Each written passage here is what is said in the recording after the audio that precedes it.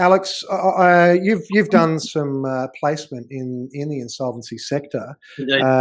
There's been a lot of talk about insolvency firms, maybe whether or not there's enough of them for this tsunami supposedly that's going to happen. What is it that you think people are looking for?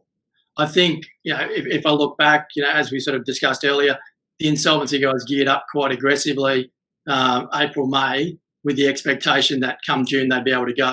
So a few of them have let guys go.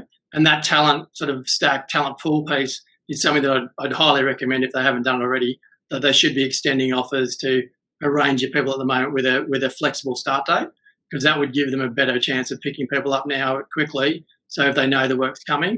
And from what I gather from people I've been discussing it with, there are a lot of stat demands out there for money in terms of what people are chasing. And they're going to hit, and then they're going to be wound up. So at that point in time, people are going to have to hire, and the insolvency guys are going to come in quite hard. So your advice is don't wait till January, February. You're going to need to start looking for people now. Well, if you're in an insolvency business, I'd be actively hiring them now, so you know where you're coming. But having said that, the vaccine piece, I think, does change the game a little bit, because I think you will start to see a big, potentially more concession from the government if you do see the vaccine looking like it's going to land by February or March. And what do you think, Liam? I mean, talking to your colleagues, you've said that obviously this recent period for you has been a bit of a build-up. Is that what you're seeing across the industry? Yeah, look, across the industry, insolvency appointments are down around about 65 to 70% compared with what we were looking at last year. And that is primarily because there's a lack of enforcement happening. The industry is going through similar phases of uncertainty.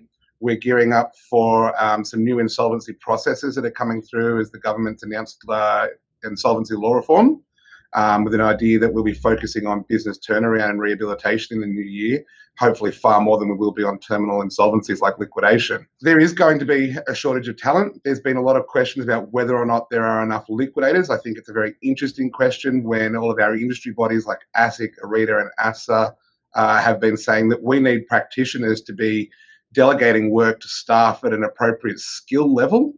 And I actually think the shortage is not going to be in bankruptcy trustees and liquidators. It's going to be in experienced and talented staff supporting the liquidators and trustees that are already there.